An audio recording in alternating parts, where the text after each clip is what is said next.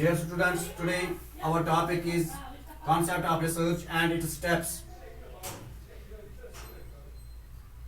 First, we clear the concept of research. Research is the systematic search for pertaining information regarding an answer to a question or a solution to a problem. The term research is the combination of two words, re plus re and search.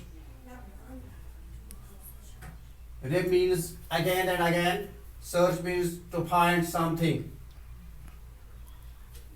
Dear students, the research has the following steps. Number 1, identification of the problem. The researcher has firstly identified the problem in a particular area or in a village. Then formulating of hypothesis. It means researcher assumes if the identified problem cannot be controlled at the earlier, later on this problem can affect the whole society. He assumed. Thirdly, research design. Dear students, any research is started before the researcher plans the blueprint of the research. It involves the whole process of the research, in which researcher formulates the tools and proper equipments for the data collection. Dear students, after this collection of data, after deciding the methods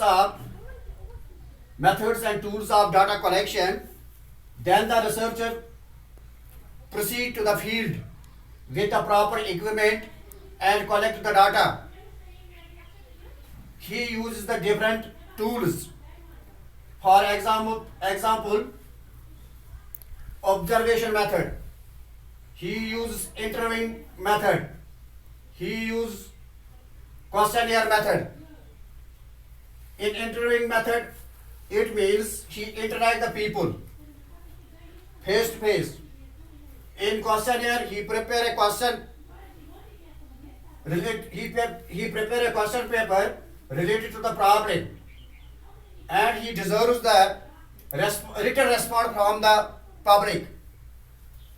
Dear student, after this analysis of the data, the collected data had to appropriately classified and tabulated meaningfully.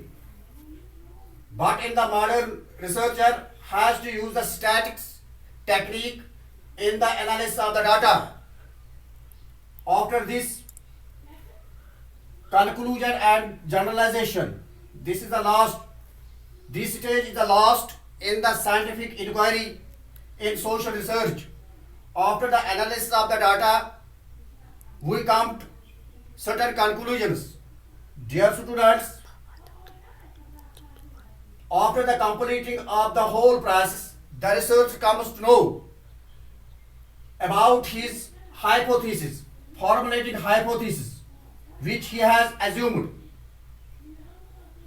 Whether his formulated hypothesis is valid, then it becomes a theory. If not, then this is rejected. Dear students, this is the all of today's topic. Thank you.